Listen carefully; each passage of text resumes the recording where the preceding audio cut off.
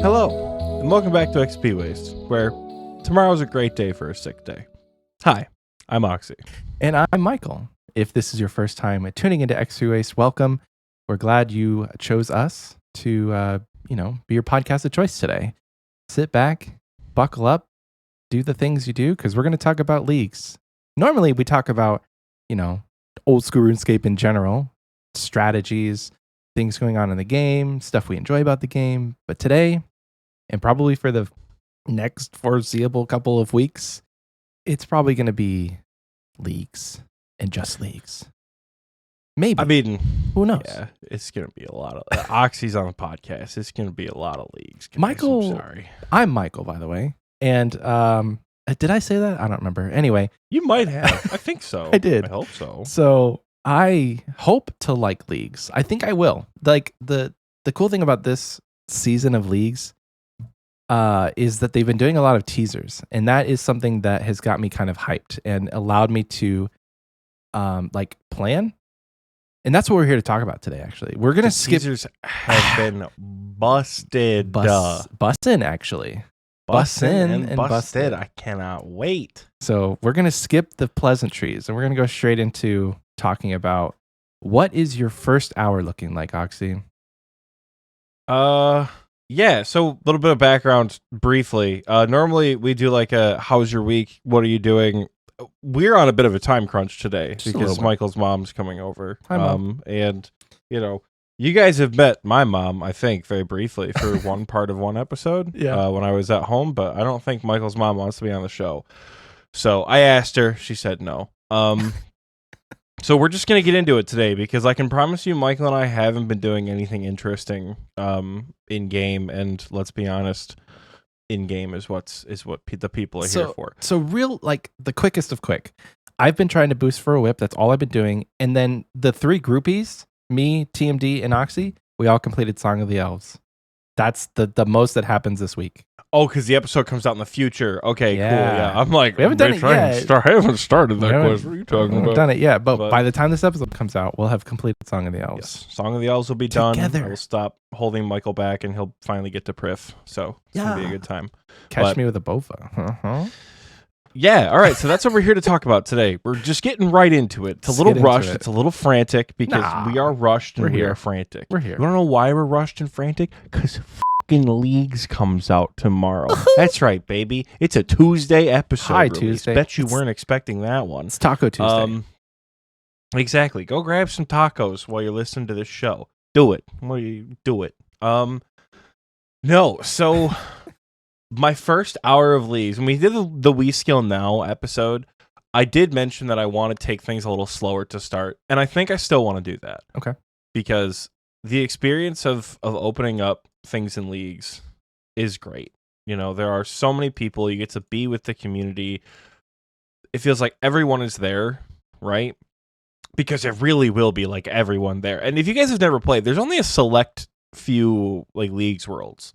So what they'll do is they'll take the data of active players, right? And they'll make enough Leagues worlds for everyone. So it's not going to be like, like when Overwatch 2 came out and you were in a queue of 50,000 people to get in. That's not going to happen. You'll be able to play in a Leagues world, but you may not be able to play in the same world as your friends always, right? Right.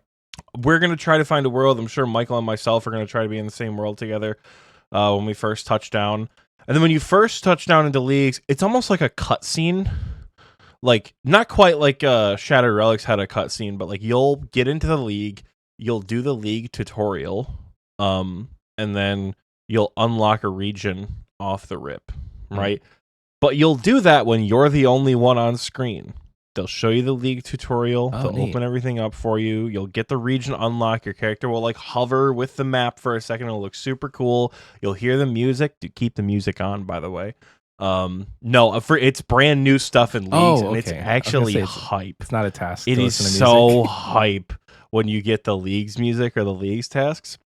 You'll get that. You'll unlock your region, and then you'll be spawned into the world for real, and it will be fucking crazy.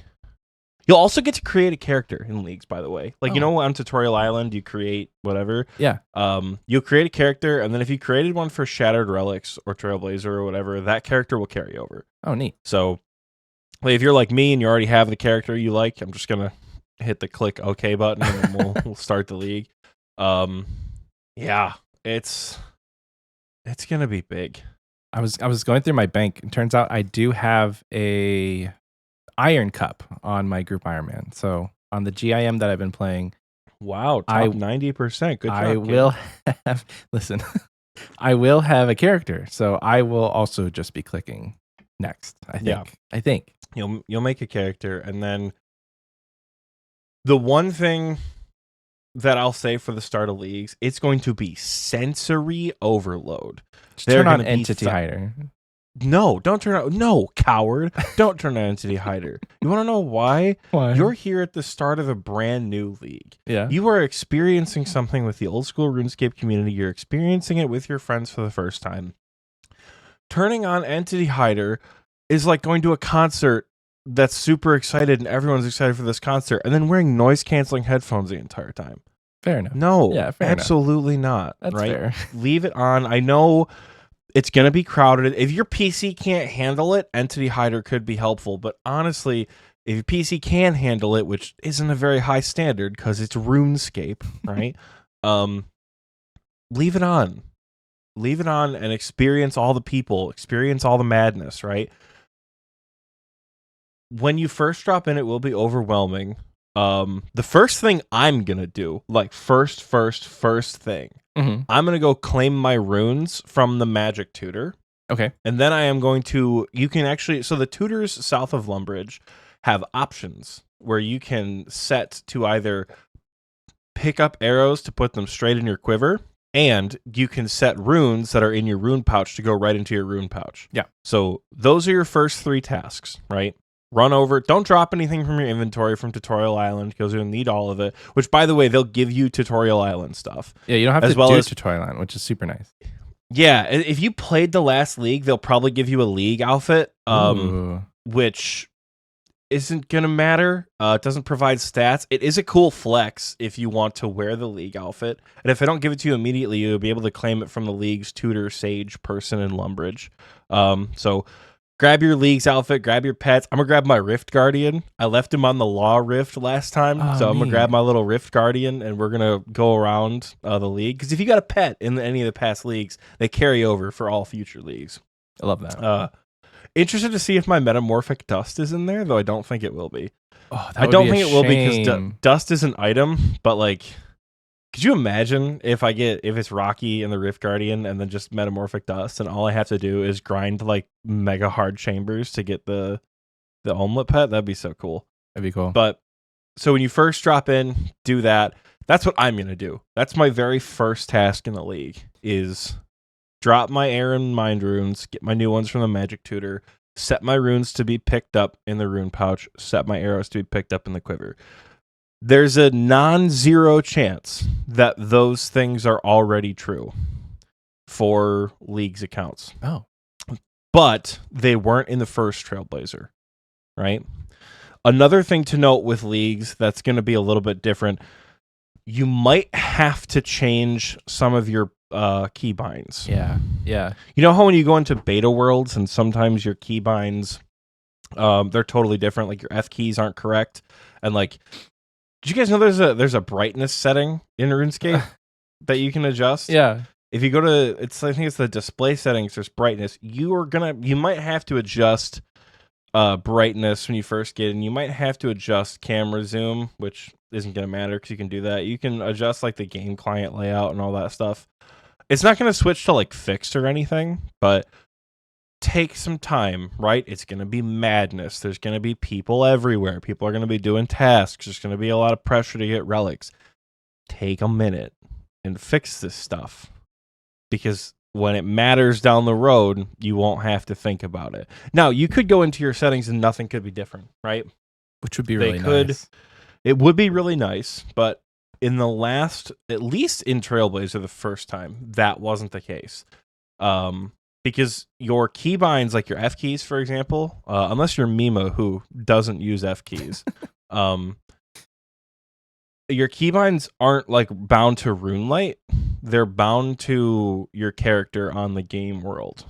And because Leagues is technically a new game world, right? It's not like a server you're hopping between, just like a beta world, for example. It might not be there. So it's worth checking out or worth testing out, you know? Yeah. Like spam your usual, like for me, it's F1, F2, and F4, right? What? Why Spam not F3? those. F3 I use in the case of special attacks.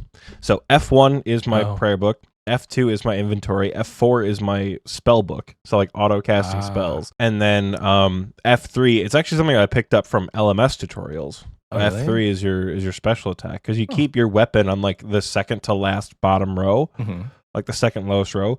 You click on your spec weapon, click F3, click again. You've clicked on the spec bar. Nice. For the last several years, I've had all my F keys bound to my mouse. So my left hand just chills. Unironically, in WASD for some reason. It chills in WASD, but then I have my pinky on shift for the occasional shift drop. That's nice. That's nice. Yeah, I keep mine so F1, loaded. F2, F4, and then the pinky sometimes will hit the escape key if I need to log out. But escape is also bound to my mouse. Yeah, I don't know. Like, I mean, I've got some buttons on my mouse, but at this point I'm too deep in. Yeah, I can't switch it. Same. I've tried to go to the actual F keys and it throws me off. My brain doesn't connect the dots there. So that's a good strat. Get everything set up for yourself. And then what's your, you said you want to take it slow, right? So like, do you have a task? Do you have like a 1 hour plan, or are you just going to kind of free ball it, run around the world? I'm probably gonna, for me, I'm gonna free ball it in Misthalin when I first get there, because there's not gonna be a lot of things that are gonna be super time locked. Right. We saw the task list, right? From the last time we recorded with WeScale Now, and when we recorded with Guffix Rest, we didn't have access to a task list, I'm pretty sure. But now we have a task list. Oh, sick. Which I think I'm actually going to see if I can pull up right now. Did they do, is it an official one? Like Jagex released it? It's an official task list. Oh, neat. OSRS TV2 task list. So it's not the full task list, right? I don't know why I can't. Trailblazer Reloaded Task Guide. Okay. So it's not the full task list, but it is a task list for the general regions, but just some easy, basic stuff like that. And then they've got some for Misthalin, and they've got some for Karamja as well. But it's not finished yet. It mainly just goes up through like easy and medium. Oh, okay. And then there are some hard, and there are some elite, right? Yeah. For example, we know a master task. Yeah, like a master task in the general category is reach 2277 total level. That's cool. So you'll get 400 points for doing that. Though we don't know the value of hard tasks or elite tasks. So easies are 10, mediums are 40, masters are 400. Damn. We don't know. Oh, it says hard tasks are worth 80 and elites are worth 200. But it also says maybe it's different by region, because there's 80 and 200 for Misthalin and then 500 for master in Misthalin, but in the general it's only worth 400. Maybe they're not a set value. Maybe they're balanced off of difficulty. Well, they're in balance off of difficulty for the categories. It's just, it'd be weird if they have different amounts of points, but I don't know. We'll see. But a lot of the stuff that I looked at for the tasks, I think the lesser demon task in the wizard tower isn't actually a thing anymore. Oh, hell yeah. Defeat a lesser demon. Nope, defeat a lesser demon in the wizard tower is a task. Okay. I know it's a 10-point task. Some people are really nostalgic for that one. I don't really care. If it wasn't a task or it was, I'll probably not do. So last time we talked, I was like, I'm going to bum rush the demon. I don't think I'm going to do that for 10 points. Like there's other 10-point tasks. Yeah, that's the thing. Like you got to think about like the amount of points, right? Yeah. It's only 10 points. I think honestly, I might keep it simple and I might bang out Cook's Assistant first. Oh. Like just do the most like basic starter quest ever, because you'll have access to a shop where you can buy a bucket. You'll have shears for free. I think I might try to do Cook's Assistant and Sheep Shearer off the rip, because those are going to be decent XP. You could also do Mistal and Mystery, which will get you some pretty Oh, I decent hate crafting that XP quest. for early game. It's such a shitty quest. I hate that It's quest. such a shitty quest, but it's got good crafting XP and it gets you gems, which is cool. Yeah.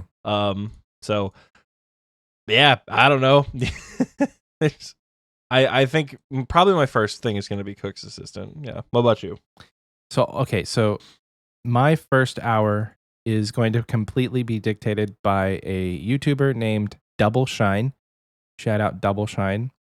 I've been seeing a lot of his stuff shown on places. It's super low quality. Not in the sense that his content is low quality, but it's literally like a PowerPoint presentation, which I think is great. He puts all of the effort where it matters, and that's like in the research. And so we'll put the link to the video that I'm talking about in the description. But he has, what's it called? Leagues 4 Complete Starting Route. And this goes through basically your first, I think he said like getting up to 607 or 600 or 700 points. Mm-hmm. I haven't watched the whole video because it's like a 25-minute video. But he did a complete playthrough of this route on a fresh account. Not a fresh account, but like simulating a fresh account in the main game. He went and actually like play tested it, and it's pretty interesting from what it looks like. There's not a lot of wasted ticks as far as where you're going and what you're doing. And so I think for me, like I mentioned on the We Skill Now episode, if I don't do this, I'm not going to play leagues. Like I need to do this for me to be able to like get my head in the right place for what leagues is, because I think that's, if I'm looking back, that has been the downfall of my leagues journey, has been it's too aimless. I haven't been able to find structure to get out of the early game or the mid game and into where like leagues gets fun. So if following a guide gets me to my first region, my first couple relics, then I'm set. And I don't have to think about, I don't have to do the hard work. The hard work is done for me, and I'm okay with that. It's like undiagnosed adult ADHD just tells me if I can follow a list. I love lists. Lists are great in my real life. So like, why not translate that to the main game? Or like why not translate that to RuneScape, So an example, first thing he says, dance in the graveyard because that's a task. Visit death. Dude, there's so many dumb tasks, right? Like that. Those are so like cry in a wheat field. Like those are so fun this time around. Yeah. Cut the tree. Okay. Maybe that's a good first task. Go cut the tree in the potato field. Oh. Do you know where that is? Potato field. No. All right. Open up your mini map. If you're playing this game, let me back up. Of course you're fucking playing this game when you're listening to the show. Open up your mini map. Yeah. Right. If you go to Lumbridge, just northwest of Lumbridge, and then northwest of the Ham hideout, right? So it's east of the Draenor wheat field. It's that. Oh, there's a tree there? Yeah, there's a single tree in that potato patch. That's fun. That could be a good first task to rush because there are going to be a shit ton of people going for it. And another shield left half. And you get a shield left half? Another one. Nice. With the forestry changes, you're not going to have to worry about like oaks and willows and things, but regular trees aren't affected by forestry. Ooh. So people are going to be rushing to cut that tree and get that task done. Here's my thing about rushing certain tasks, right? You got two choices. You can rush a task and get it done and get it out of the way, or you can wait, because a lot of the tasks that are going to require just you doing a single action that people are going to be fighting for are still going to be there. Yeah, obviously. Nothing is time gated in the sense that like only a certain amount of people have access to do it first. You literally could wait until the last day of leagues to cut that tree. That is not true for some things. That is not true for Barbarian Assault, for example. Oh, if you have a group of friends to do it with you, you do that, but there might be a mass for it. It is definitely not true. The worst offender is Void. If you're going the Asgarnia route and you want to get Void, which I believe is a task, if you don't do that as soon as you get to Asgarnia, it's going to be tough, right? Because the void tends to die out. Like, unless there's a task in Asgarnia for, like, earn 1,000,000 void knight points, you know, people tend to get their void and leave. Yeah. Which I don't blame them for, right? Right. Like, who's going to train their combat stats at void with, like, the XP boosts or lamps or whatever nonsense they have? So some things are a little time gated. But all Fair of the, enough. like, oh, kill the lesser demon in the wizard's tower and just line up. Don't do that. It's going to be there. Like, it's going to be there afterwards. So I wouldn't worry too much about it. But Yeah. you never know. Maybe running over to the potato field is like mad tack no one's ever seen before. You know? It's fun. I might try that. I'm going to squeeze that in. If I can think of one thing that I'm going to, like, rush and do first, I'm going to run and grab the egg. For Cook's Assistant. Good luck. It's probably what the first thing I'm going to do is run and grab the egg. Can't you just kill chickens for the egg, though? You can, yeah. I guess killing chickens would also be a bit annoying in the first part. Because there's only so many chickens, and, like, we're all Iron Men. But so. it's fun, right? It's not bad annoying. It's like, oh, we're all killing chickens together like the good old days. You were saying you have a bit of a starting plan that starts with, like, dancing in graveyards. It's going to be so funny to see everyone dancing in that graveyard, dude. Dance in the graveyard, which leads you to Death's Domain. Go visit him, and then immediately teleport to the Stronghold. Get your 10K. And it's so he says in the video that if you're doing this right off the rip, it's probably you don't need food. You just, like, go in with 1,000,000 people there. You're likely not going to die. But if you started a couple hours late, or you're the next, Thursday, for instance, it's probably good to go in and fish some food, cook it first so that you have healing and you don't die. Dying doesn't really matter all that much, but it's going to slow you down a bit. So get your 10K, and then interesting on this one, teleport to Karamja, buy a knife, and go to Shiloh Village, where you get a torch and light it. Then you get a fishing rod and some bait, and then you get a task from Duradel. This is something that I didn't know you could do. You can actually get a task from Duradel at level 1 Slayer. Well, think about it, right? There's 3 Slayer Masters in Mistalid. All of them require some sort of combat level. Oh. So is that not gonna, so what do you do? Just, like, not start Slayer? Yeah, it's a Leagues thing. Leagues thing, okay. Because Vanica is level 40 combat. I think Kaldar is 50 or 60, and then Duradel's 100. Yeah. Oh, that's why you know what? Yeah. So they require combat levels. The only one that requires a Slayer level is Duradel, but I think they take that away. Okay. So Vanica requires 40 combat. Kaldar requires 70 combat. Ooh. Duradel requires 100 combat and 50 Slayer. But because he's one of the only ones available the first time, they'll give you access to Duradel.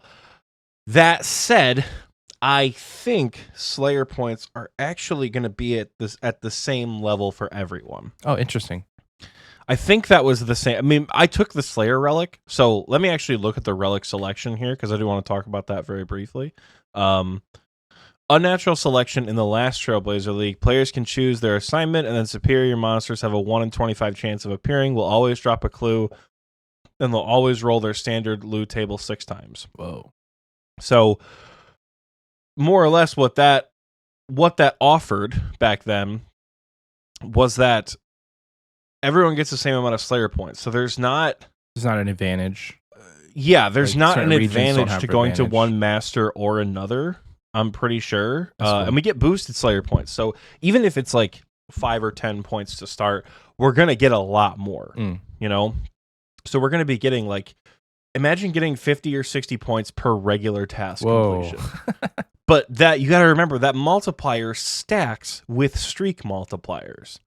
So if you get 100 Slayer tasks done at a 5 times Slayer point multiplier, you're talking a shit ton of points. Yeah. Right. So if it's 100 points, which it's not, you get like 800 points or 600 points, depending on what the multiplier is. Wow. Yeah. I mean, I don't remember what your starting is for Slayer. I don't remember what the starting amount of points is. Nate Dogg says, I thought you'd have to start with Spria and Draenor, so that's actually 4 Slayer Masters. I don't think you'll have to start with Spria. At least from my memory of the last Because she's Trailblazer. quest locked. Granted, it might not be a bad wasn't- idea though. Because she is quest locked. You are correct. Skip. She is quest locked. She does give you the instant skip, but she's also Turiel, so you can Turiel skip at Spria. Oh, really? That's fun. So, fun fact for you guys: Spria canonically is Turiel's daughter. I'm pretty sure. Wow, that's cool. So you can skip a task as long as it is a task that Turiel doesn't assign. You can skip it with Turiel. Neat. So that's neat. So moving on through this first hour, get a task from Duradel, buy an enchanted gem and a spiny helmet, and then instantly check what your Slayer task is, because that's also a task. And then you're done in Karamja for now, and you teleport back home. Using what? Using the gem. So you buy an enchanted gem, and you buy a spiny helm, and then you check your task. Yeah, but how do you teleport back to Lumbridge? Oh, with the standard spellbook home telly. There you go. Bingo. Why? Because it's also a task. Because that's a task, baby. And then I'm not going to read this word for word, but essentially it goes on to talk about like your Lumbridge 2 era, and then what you're going to do in Draenor, and then there's like subtask for task. It's pretty in depth, and I'm excited to just like, my plan is to have this video up because he actually walks you through the entire like playthrough. Like I said, he does it on an account, and so you don't have to just read. You can watch him do it, and kind of like an old Slayer music guide where you're doing it with him. You just have the video up on another monitor, and you just reference it, pause the video when you need to do something, and go through, and it basically brain dead. Yeah, it's really reminiscent of Slayer music back in the day with all the quest guides. So that's my plan.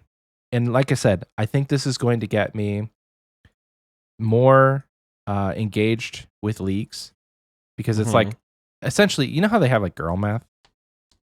This is boy math in my head, right? So like, if I follow this, no, it's not RuneScape math. This is RuneScape math. Well, RuneScape math is a little wacky. If I follow this is a free region and free points. I don't have to think about it. This is like I'm getting all these things for free. It's like I didn't even have to do it. That's kind of how I'm feeling. It's like I didn't have to do this. It was just handed to me, even though I am doing it. But somebody else did the hard work. And like I said, doubleshine, thank you so much for giving me your strat, and all the XP wasters now who are going to watch the video and also do it. It's going to be pretty hype. I might veer off, right? So like I might veer off, but there's a good chance that I don't. There's a really good chance that I just follow this thing through for however long it takes to get through the entire guide, and then I'm set. And I think, if I'm not mistaken, Zaya is going to be my second region. Like my second region off the bat, I'm going to go to Zaya, and I think I'm going to go to Wintertime. Like it makes sense to me to just get some early total levels, because after this guide is done, I have no plan. I'm just going to freeball it. Yeah. So, which is fair. Which is fair. I see you just posted the relic that I think everybody was sleeping on potentially. That was for me, so I can read it for a minute. I don't want to talk about it right this second. So here's the thing. You can't fucking zoom in on Twitter, and the images are lower resolution, so I like my little baby bitch eyes can't see them. So I needed to load it up so I could open it through Discord and zoom in on it through Discord. Yeah, okay. That makes sense. We will don't worry. We'll talk about this one. I just want to have Twitter open. What's it called? I just want to have Twitter open so that we can look at the other like relic options and things like that. It's pretty much what I wanted to touch on with that. Sweet. So yeah, my second region, probably Zaya. At the time of this release, Leagues hasn't come out. It comes out tomorrow. So you guys won't even know if you're listening to this on the same day that it comes out. We'll find out together. But I wanted to reveal this live on the podcast for you, Oxie. Are you sitting down? I'm braced. Are you sitting down? I'm sitting. I think I'm going to go Mauritania instead of the wilderness, because I want to do some content with the boys. And I've seen so many I've seen so many people in the league's discussion talking about they're using leagues as a way to learn content that they've never done before, that they want to do. And like, oh, baby. the wilderness, I don't know. With I know you got time to process this. The wilderness to me just seems kind of meh. I was really excited for the special attack, and now that it costs HP, I don't think I even need the Void Waker. Like I see myself with a weapon, it's probably going to be camping Zilliana for the SGS. It doesn't seem like, and if I pick the special attack one, and then money is kind of sorted with the relic that we're going to talk about that they just released. If I pick that one, so like when it comes down to it, I'm going melee relic, and having access to Barrow's armor is going to be pretty huge. I'll have access to a rapier and a scythe with minimal charges used. Because I don't know, I was looking at it too, and like if I go Asgarnia, Zaya, Wilderness, like my three options were, what is my melee weapon? Like, what am I going to use? Nothing. You would use like a Sarah sword, scimitar. You get a rune scimitar. If you go Asgarnia, you get a Zamorakian spear. Okay. Not a Hasta spear. Just a spear. Yep, because you can't make the Hasta without Kandarin. Wait, no, you were going more Wilderness, Zaya, and what else? Wilderness, Zaya, and Asgarnia. I thought you were talking Kandarin. No, so I want to go, if I'm going melee, it makes sense to go Asgarnia because of God Wars. Kandarin doesn't have really any, like, how am I going to pass up Torva? How am I going to pass up Bandos? How am I going to so your best option is going to be your best option is going to be an Abyssal Whip, which you can get from Misthalin. But true. That's it. There's no rapier. There's no, there's nothing like that. Yeah. Go in. Oh my God, boys. Michael in fucking Mauritania. He's got no excuse. We're taking him to Tob. It's been 3 years. I know. We're taking Michael to Tob and leave. That's not a sentence I thought I would say out loud. I'm glad. So excited right now. I know you are. I'm so glad I revealed it on the podcast, because I've been thinking about it for a couple of days, and yeah, the wilderness seemed fun, but I feel like I would be alone because not a lot of my friends have talked about going to the wilderness. I don't think anyone I have talked to has mentioned wilderness as one of their region choices. So maybe if I do a second account, maybe if like I do on my main account a second playthrough, I'll choose the wilderness, Kandarin, and whatever third region would be fun. But like, I think for the main playthrough, it's going to make the most sense to have 2 raid regions and a support region. So that way I can learn Theater of Blood. Because eventually the group Iron Man's going to be at a point where I'm going to want to go to Tob, and like I always have my man account with infinite money essentially. Yep, essentially. Oh my God, that's so exciting. I don't think you guys understand how big of a development that is. That he's being like, you know what? We're going to send it. The question is, when are you going to unlock Mauritania? So I'm probably going to go Mauritania last, unfortunately. Just because... Might I offer a suggestion? What's your suggestion? Get Mauritania second. So like Barrow's armor. Oh, so Zaya then Mauritania? Taking Barrow's armor to God Wars. That's true. Is a game changer. It is very helpful to take, because if you don't have Barrow's armor, you got what? Obsidian armor, maybe. Obsidian, depending on which relic you take or how lucky you get. If you don't have Obsidian, you got like a rune chain body killing Bandos. So, granted, you're gonna be a god. Like the risk of you not doing well at like solo Bandos is very, very, very low, because you're literally a demigod in leagues. Yeah. But the defense does matter a little bit, because Bandos will still beat the shit out of you, even in leagues. There will be times like I would go into leagues with full Bandos, or not full Bandos because I was still going after him. No, I would have full Bandos because it took me forever to get the hilt. Full Bandos, I'd have the 5-spec DDS. I'd be lighting him up, and it would still be like, I didn't hear no bell. I'd spec him 5 times with the DDS, and I would be like 1 HP warrioring my way through a kill, because sometimes they just hit you. Yeah. Like, God Wars was designed to be the theater of blood of 2008. Like it is end game content for that style of gameplay. But you got to think, right? If you only have Misthalin unlocked, Misthalin and Karamja, I love you very dearly. I don't think you're going to get an Infernal Cape before you get good melee gear. I will get an Infernal Cape this league, though. That's also a plan. Fucking hype. Wouldn't it? I cannot wait for if that. The banknote one is viable and I can pick the banknote plug or relic, I think an Infernal Cape is very possible. Oh, 100%. I'm saying I don't think you're going to rush an Infernal Cape. No. I don't think you're going to get an Infernal Cape quickly. No. You're going to get one week 4, 5, 6. Yeah. You're not going to get one off the rip, which is fine. You guys don't have to.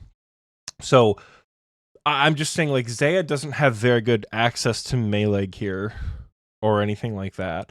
You gotta, like, with the gear that you'll have available, you'll be looking at like mid-game 2005 gear going into content that was end-game 2008, and you're gonna be like, you always joke about like, oh, you have to shell out all your money for a dragon longsword and a legends cape to kill KBD. It was hard back then because it kind of was, right? But if you put yourself in that position in leagues, even as a demigod, you're gonna be struggling a little bit. Yeah, that's fair. That's fair. I think Mauritania second for Barrows is a good call, because if y'all listen to this and you're considering, doing Mauritania because, you're a fan of Oxie and he's loving Mauritania region, I am in it for Theater of Blood. However, that's not the first thing I'm going to do there. So Mauritania has a lot of content that spans across all levels, right? I just watched a video today. Holy shit, someone just got a third age plate skirt. Blazefire 420, dude. Whoa. Huge for the account. Cool. 46 mil. That's awesome. That's not an achievement of the week, but that's you don't see third age pop up very often in the CC. So I just watched a video today they released, and Darkness of Hollowvale and the Great Brain Robbery are auto-completed when you enter Mauritania. So Darkness of Hollowvale means you'll have to do a Taste of Hope in leagues, which isn't that bad. Yeah. You also have to do Sins of the Father, which also isn't that bad. Van Strum is so much easier I don't think you guys understand. It's so much easier with the God tier relics. Yeah. But that also means off the rip in Mauritania, you'll have access to a black mask. Oh, neat. So you train up your Slayer to 56, which is going to be so fast in a league. Yeah. You can get a black mask almost immediately. That's You'll cool. have the entire Slayer tower open to you, which pretty much will give you rune boots, which I recently learned do actually have a strength bonus. Because I didn't know they actually had one. Because you gave me the rune boots, I'm like, Michael, climbing boots have a strength bonus, rune boots don't. In my head, and then I'm like, oh no, they actually have the same as climbing boots. Hell yeah. So you'll get access a little bit later, of course. You'll get access to some sort of boot upgrade. Mima said Oxie's picking Mauritania for rooftops and Skullball. It's funny you mentioned that. Rooftops, the Canifis agility course is very quick, and there are going to be tasks for it. Yeah. You're going to get a lot of agility XP from doing that. There are going to be Skullball tasks, at least one, I'm sure. So I think Mauritania, for a region that seems very endgame and very scary, just like Zaya, is going to have some low-hanging fruit, right? Yeah. And the thing about your raid regions, right? For the people who are unlocking the raid regions, you're going to have to do a lot of them. A lot of raids and a lot of difficult content that's associated with it, because every raid region also has a boss associated with it, at least one, that is equally difficult. You unlock Desert, you have TOA, you also have Leviathan. You unlock Mauritania. There is never mind. It's just it was a collection log pop up after the fact. I saw him get another third age plate skirt, but it was the clog slot after the valuable drop notification. So you've got TOA, you've got Leviathan, you've got Theater of Blood, you've got Nightmare and Fazani's Nightmare. In Zaya, you've got Chambers of Zarek, you've got Hydra, which isn't hard, but will still take maybe a couple days to get to. You've got Skatizo, which isn't hard, but is item locked. behind the totems. If you choose desert, you have Vardorvis. So every raid region has a difficult boss associated with it that's going to be nice to not like get done early per se, but it's going to be nice to, I guess, like have access to earlier on, if that makes sense. Yeah, so like training up your skills, your combat skills, getting the gear so that you can have access to those things sooner than later, those bosses. Yeah, because, you know, in the main game, right, if you got 60 strength and your best weapon's a dragon mace and probably not taking you to nightmare, in leagues, who cares? Let's do it, right? Because you'll be buffed so many other ways that you can start doing that difficult content sooner. So for the sake of like task completion, maybe getting raids regions early is a good shout. So you're thinking Zaya first, yeah? Zaya first. And then just for the sheer amount of content you can do, and maybe even going to Sarachnis early for a cudgel if you're going melee could be nice. I don't know at what point I'm going to have my combat relic because nothing on that front has really been confirmed as far as I'm so glad you brought that up. Oh yeah, it hasn't been brought up. You are correct. However, first of all, this is being recorded on Sunday afternoon. So in the next 2 days, they could release the thresholds when this episode comes out. Because this episode's coming out Tuesday morning. Can I cut in just real quick? Keep your point at the front of mind. The day we're recording is my 1 year anniversary of maxing in RuneScape. Oh my God, is it really? Yeah. No shit, November dude. 12th. Happy anniversary, Thank Michael's you. Max Cake. Anyway, yeah, continue. It's so funny you mentioned that. On my goal sheet for 2022 at the very top, highlighted in black and typed out in orange tape is 11/28/22 Infernal Cape achieved on my whole nice. goal. So I remember my 2022 achievement too. So happy anniversary. Thank you. But we're recording this on Sunday and they haven't released the point thresholds yet, right? Point thresholds are important for 3 different things. The cups you're going to obtain, the relics and when you're going to unlock them, and the regions and when you're going to unlock them, right? Yes. Because in the last Trailblazer League, let's see, I'm going to see if I can get to region unlocks. Areas, I'm going to see to go to area unlocks. I'm trying to see at what point you unlocked each of these regions.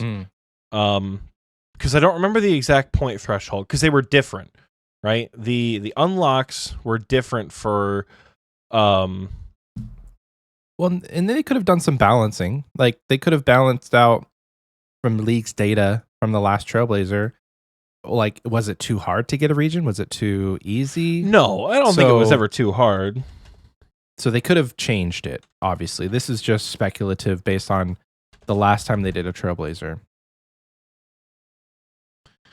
Yeah, I mean, again, this is speculating on the last time we did Trailblazer. I'm also looking at Shattered Relics to see when the relics themselves were unlocked, right? So looking back at past leagues, right? Like I said, we've got the cups, we've got the regions, we've got the relics. In leagues, the first relic for both Trailblazer and for Shattered Relics were unlocked basically off the rip, right? So in leagues, your first relic was a choice immediately. Oh, nice. Which I didn't actually remember. I thought you had to get a certain amount of points, but I was incorrect. So in the first Trailblazer League, you get to choose between Endless Harvest, Production Prodigy, and Trickster immediately. That's so hard, dude. It's an immediate decision that's going to affect your gameplay off the rip. Depends on what you pick, I'm right? Still undecided, by the way. I don't think I'm undecided anymore. Between Production and Trickster, I think I'm going Production. Which is so weird for me because I know last time we spoke last week, I was very into Endless Harvest. When we skill now, when he said, "Yeah, dude, it's second inventory on steroids," we're like, third inventory. I messaged him when I saw that trailer with Michael. Yeah. I said, "You son of a bitch," right? Because bankers know and we were like. All 3 of us were excited about it in the chat because he didn't even know what the relic was. Yeah. He just knew something was coming. Disappointed that they should have released that relic on Thursday or on Friday. So we would have seemed really cool. I know. I was editing. I'm like, this is old news now. Unless people aren't following the Twitter hype or like don't know, like they haven't checked it, we were kind of late. Yeah, which we technically we weren't. We were early. We were early. Just our release cadence made it late. Yeah. But so in Trailblazer 1, tier 1 was 0 points. In Shattered Relics, your first tier was 0 points. Your second tier, your second fragment unlock was 10 points. What? That's it? Yeah. It was 10 points. Well, So the fragments you want to know what else gave different though. But the passives were exactly the same because your second fragment slot, you got unlimited run energy, all clue scrolls stack, you got a free fragment, and you also had the combat relic and the XP multiplier. In Trailblazer League, the passive effect was run energy will never drain. Gotcha. Right? And you get the 5 times League's XP multiplier. So if we think about it, you're also going to have to choose a first relic on touchdown, right? So that's another decision to have in mind, like today, what you want to do. I think I'm going to go Trickster on the Gimp. Oh. And I think I'm going to go Production on the main. Nice. Because I think Production, particularly for me, paired with Bankers, no brainer, dude. Yeah, it's going to be... That's the thing, I don't know though. how... The thing is, I will make my decision between Production and Trickster when I see what is stacked against the Banknote one, because they haven't confirmed totally, because even the JMods were like, I don't know if I'm going to be picking the Banknote based on what else is available. So for me, it's just going to be opening up the leagues menu and seeing the lineup to really have that first decision down for the start of the league. Because not to say it can make or break, because those two are very close in terms of in terms of like what is available. But here's the thing: if you don't go with the Banker's Note, does Endless Harvest become viable? I think so. Oh, of course it is. So in the end, all three are still really, really hard to choose between. Even if you do go Endless Harvest, right? Even if you do go Endless Harvest, which isn't a bad decision, by the way, Banker's Note still saves you a shit ton of time. Yeah. Because now you've collected 10,000 sharks. Right. And now you don't need to bank. Right. You click a note, you unnote them, you cook them all, you note the cooked sharks, you unnote the raw sharks. You literally click 4 times every couple of seconds. True. And you're still getting mad XP That's per true. hour. Right? So even with Endless Harvest, I think Banker's Note is going to be good. But you are right. It depends on what it's stacked up against. But from what I'm seeing, man, I don't know how you beat. I don't know, dude. We'll see. Honestly, we'll have to see. If it's something that's really cracked, I'm gonna be hard pressed. I really am.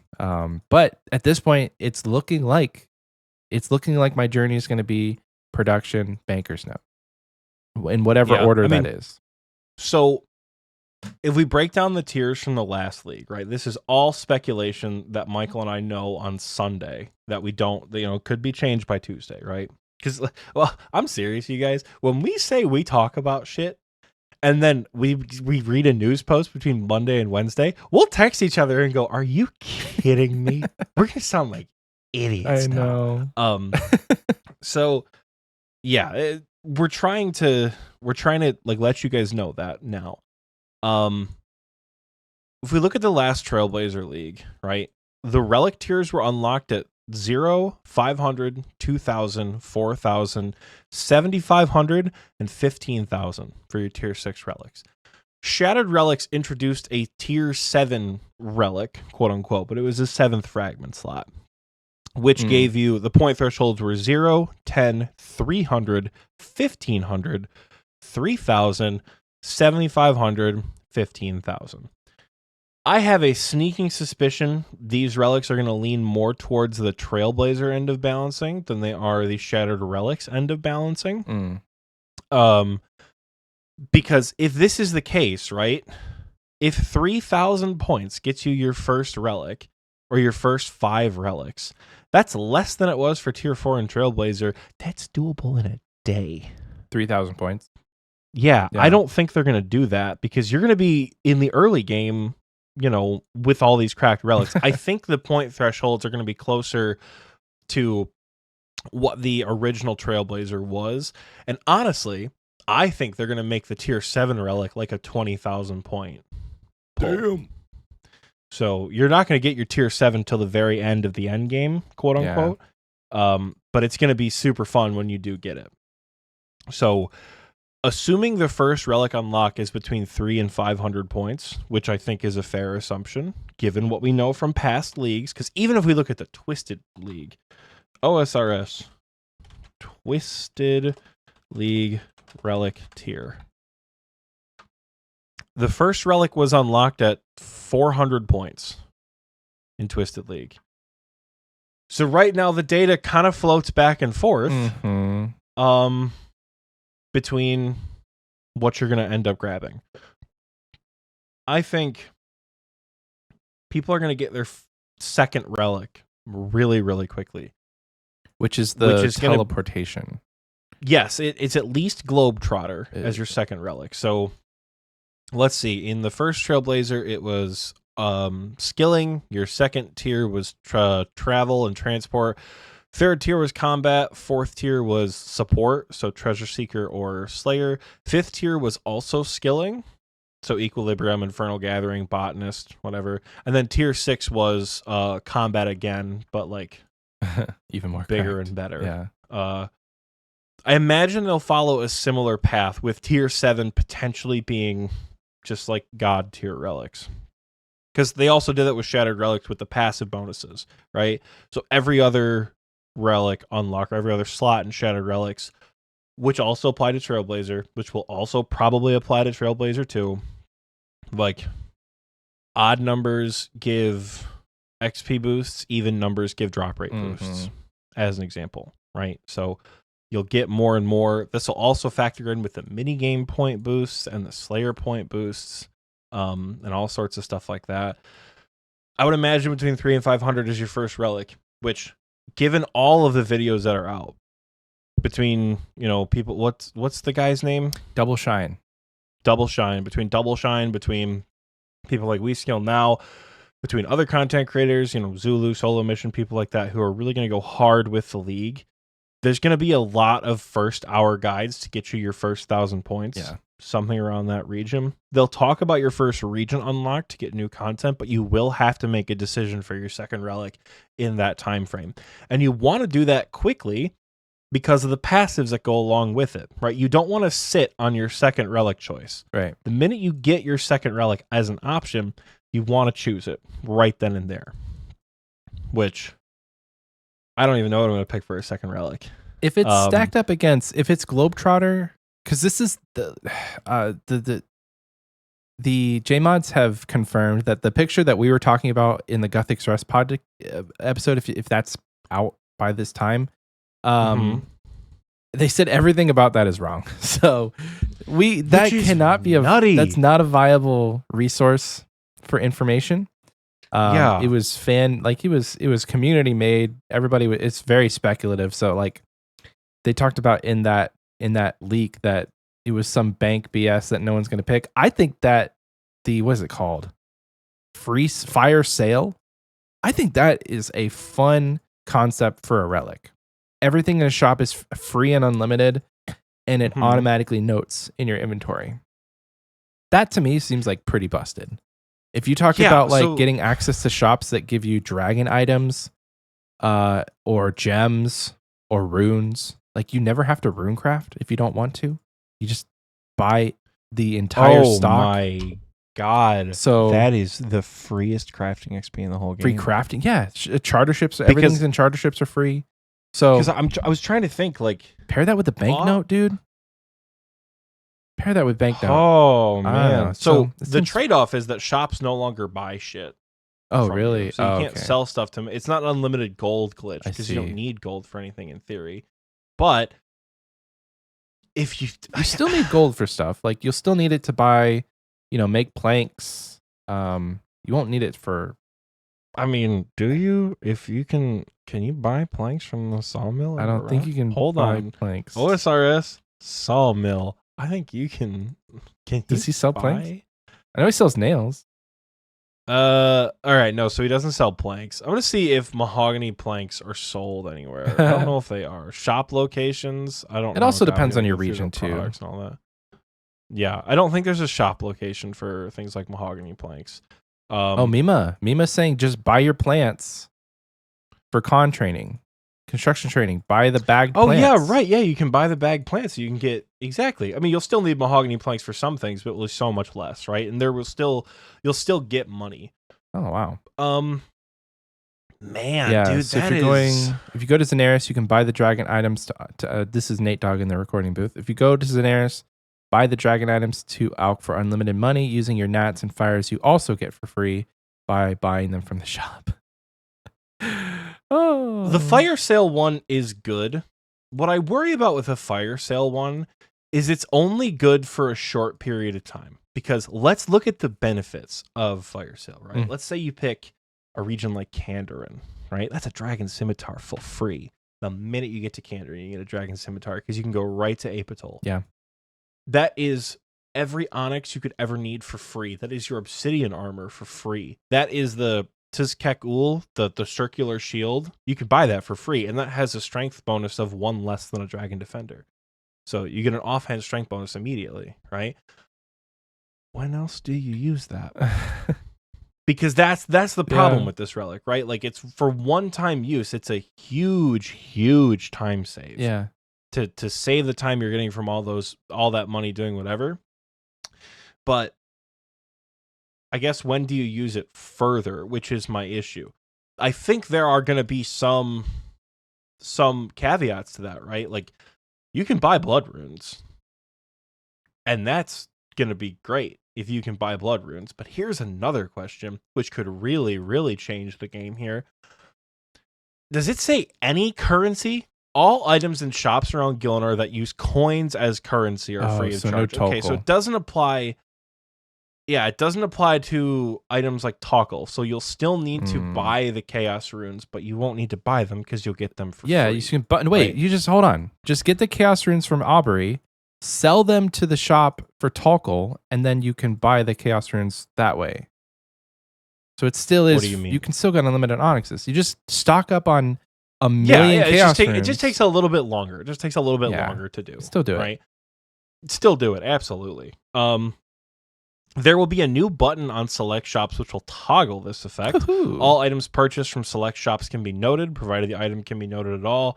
And shops no longer buy items for gold with this relic. This is brand new. This came out a couple hours ago from what we're reading here.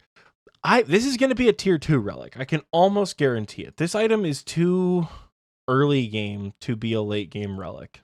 You know? Yeah. It seems this is surely a tier beneficial. 2 relic. Yeah, it seems more beneficial in the early game than in the late game. Because if this was a tier 6 or even a tier 4, I think what it's stacked up against would be more beneficial for a later game meta. This to me seems like you are getting the most benefit within the first couple days, where your account is going to benefit the most from those early game. Now, don't get me wrong, you will still benefit from it with everything you can buy from a shop. You know, like, you'll never have to worry about compost. You'll never have to worry about crafting training, like Oxie said. You'll never have to worry about. Think about it. You get to a charter ship, right? You get to a charter ship. You can make instantly in Brimhaven. Charter ship in Brimhaven. You get all the pineapples in the world for super compost. Mm-hmm. You have access to sand and seaweed. If you get a region with a gem stall, you get unlimited gem cutting, right? You get, like, again, you get a region like Fremennik, for example. All the ore you ever need, you just buy the gold ore. Yeah, it's right true. there. Yeah. You're set. You're good to go. There's going to be a lot you can do with this. Yeah. If you're a skiller, this is kind of huge. But again, you got to think points, right? Like, you're going to get a lot of points for getting 99s across the board. Every 99 is going to be worth a lot of points. Yeah, very true. And that's going to be big, right? Does this make the Trickster relic irrelevant? Probably. Because, like, the only reason that we thought for Trickster was like, ooh, so much money from pickpocketing. But, like, we don't need money. Money's irrelevant. It's So, really not. Hollow but, Gray- like, it is. Hollow Gray asks, because I don't know if Trickster. We'll get to Hollow Gray's question in a second.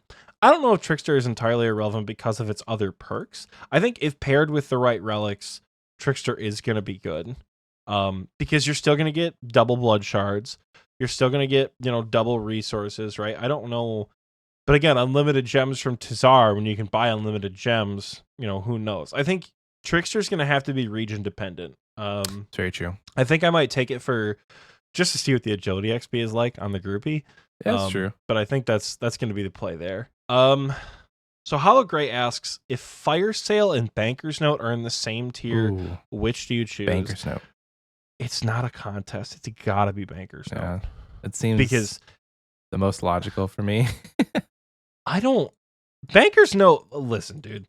1,000 noted brews and restores in the Inferno. Having access to your bank in the Inferno, that's not a tier 2 relic.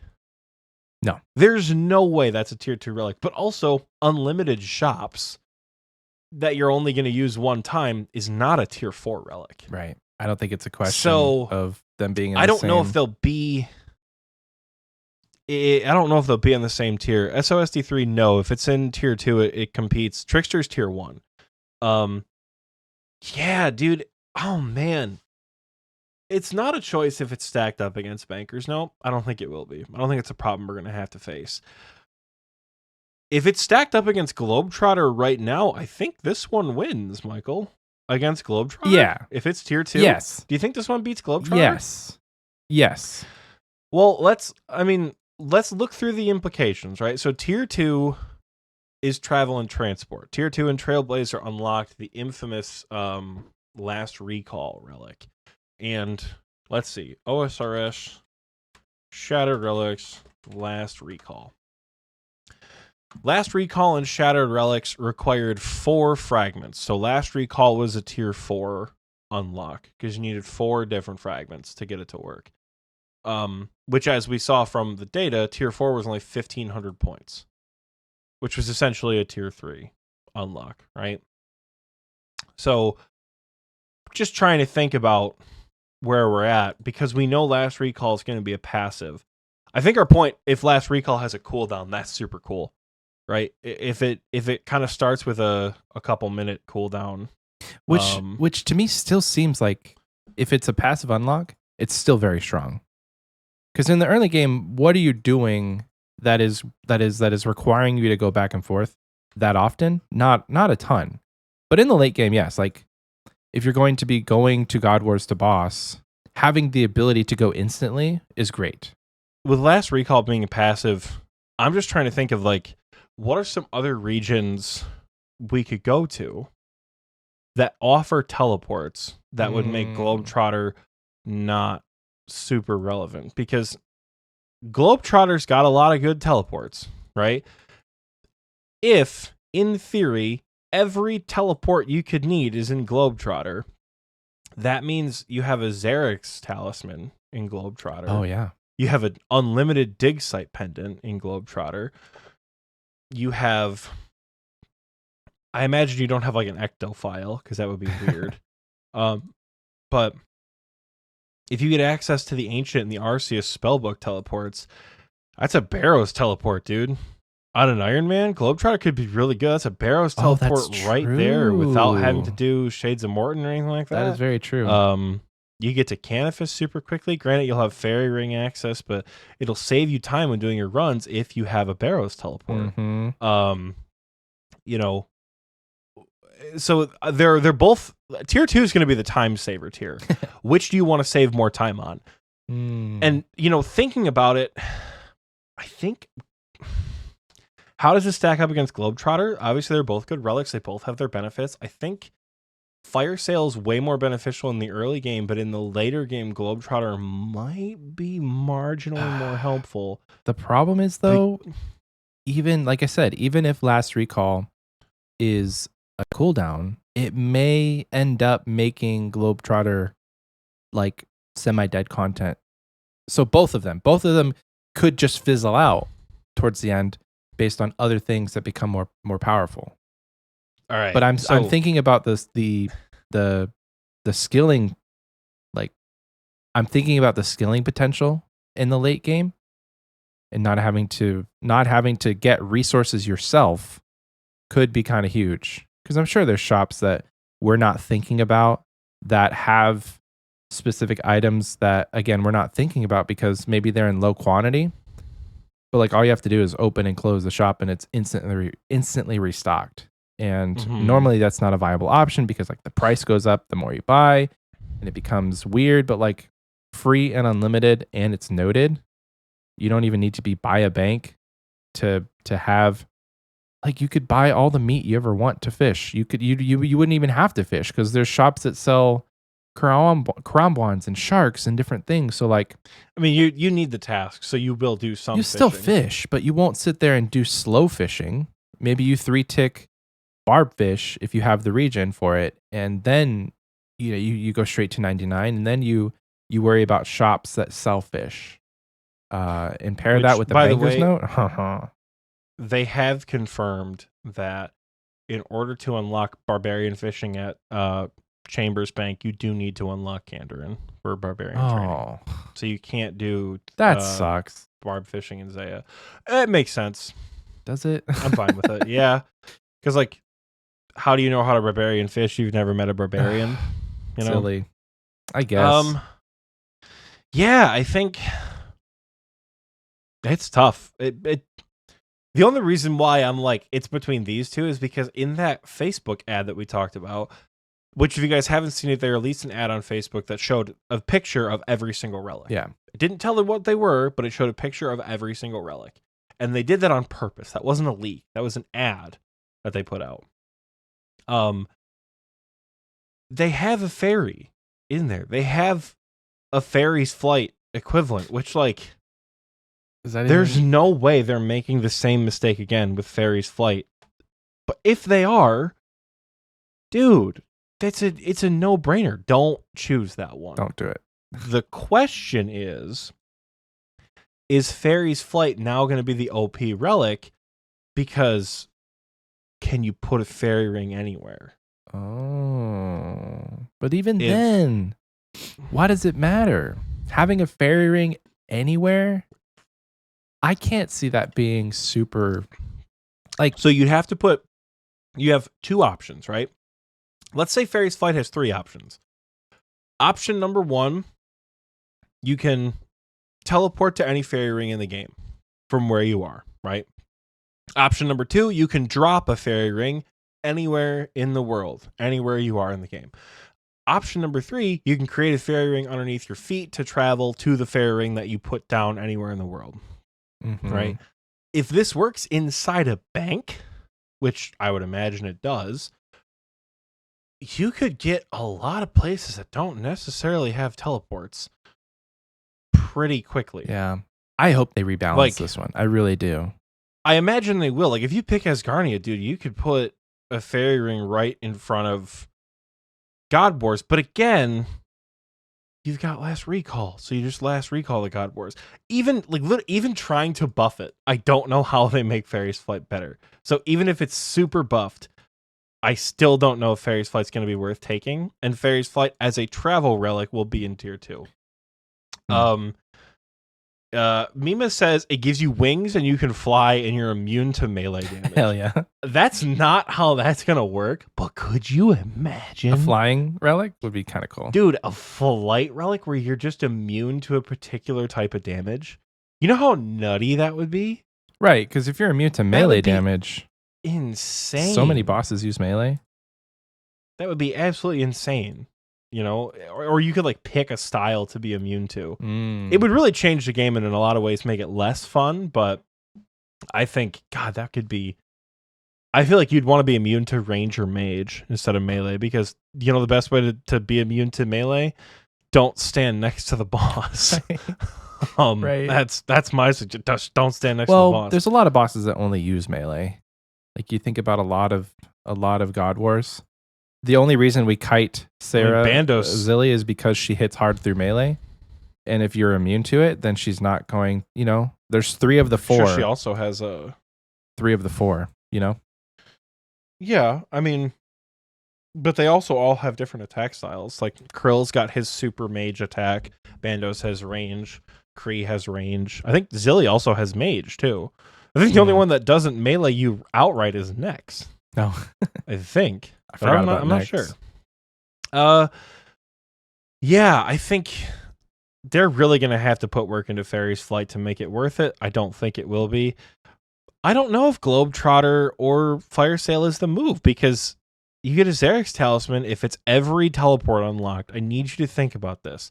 Every teleport unlock, Michael, that is an amulet that takes you to chambers the minute you open Zaya. Well, you have to get the tablet. No. No? If it's every teleport, if every But that's teleport, an so item. That's an item that gives you that. You can go straight to chambers anyway, because I'm just the mountain picturing. guide. No, you have to get to chambers first to unlock the mountain guide. You have to walk there. Sure. I'm just picturing, right? If it gives you pretty much every teleport in the POH, gives you the portal nexus, gives you the dig site pendant, gives you the jewelry box. If it gives you the Xerix talisman, it's also a drop that requires favor from a house. Architectural Alliance is required to get to Krend, and Chambers is required to get to the item.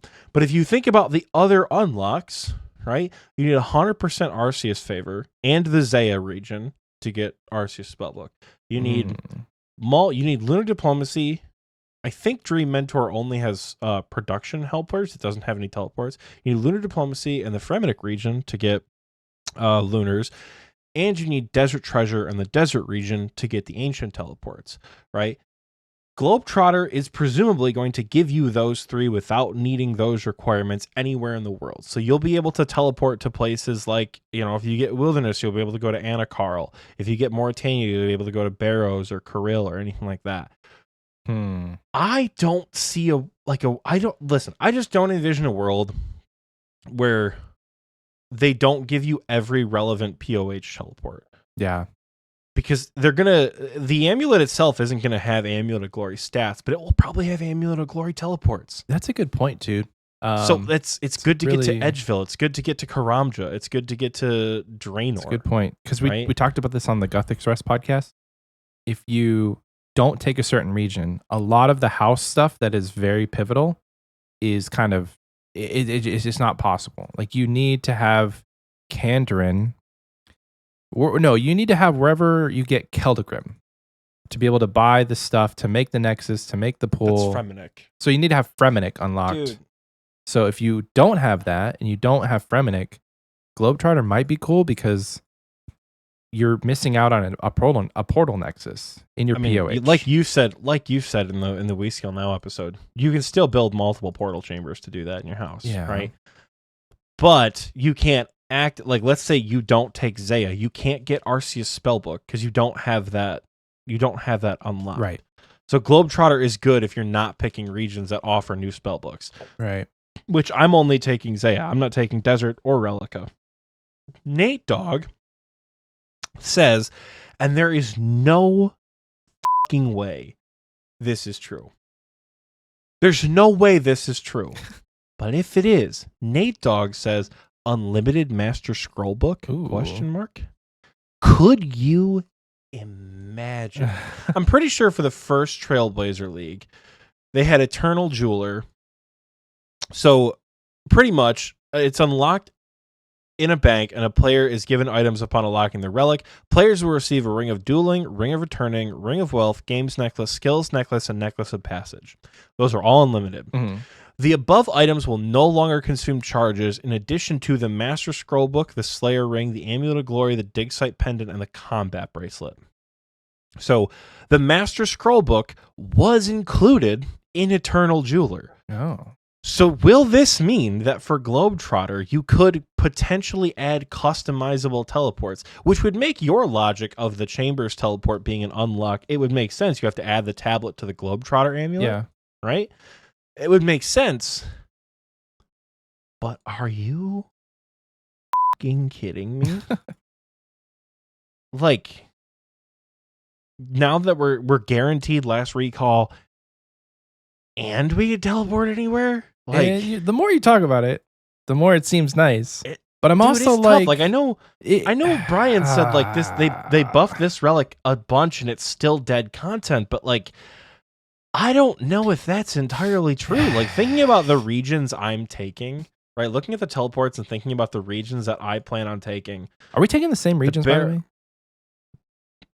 Zaya, Asgarnia, Mauritania? We're taking the same regions, baby. Oh, I didn't even think about that. Let's go.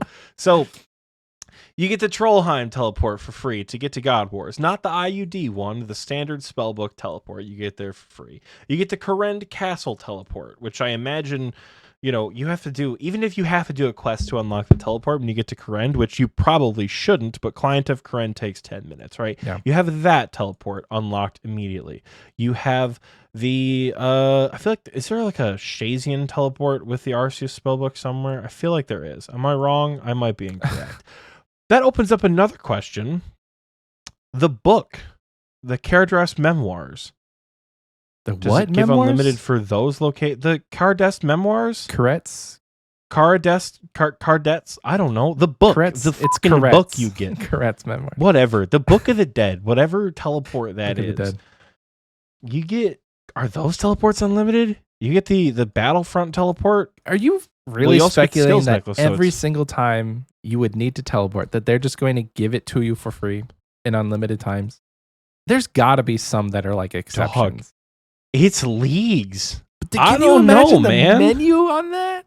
One The item menu is with gonna, the menu could be 300,000 teleports. I'm not here I'm for gonna whip it. up my I'm gonna whip up my achievement diary cape. I'm not here for it, dude. Right click Several teleport. hundred pages. God damn, if like even the achievement diary goes Like to they the need letter an entire G, interface like, for this thing. damn, dude, it'll probably be like the diary cape. And you'll just have to scroll through and figure out where to go. But if it's unlimited, oh man, all right. Listen, I'm not trying to gas up Globetrotter if it's a shitty relic, but like, I don't know, man. Globetrotter could have some potential over Fire Sale, assuming they're in the same tier. I don't know, man.